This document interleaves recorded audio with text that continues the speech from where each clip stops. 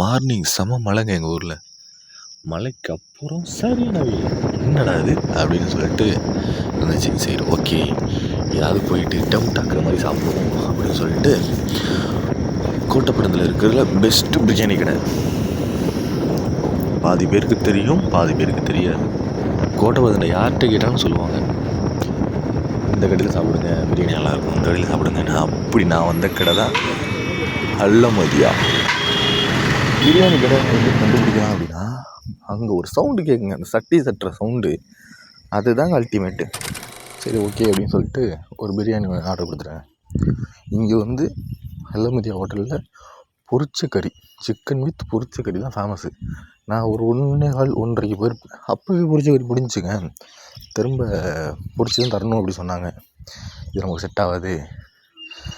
பிரியாணி பார்த்தோன்னா பசி வந்துடுச்சு.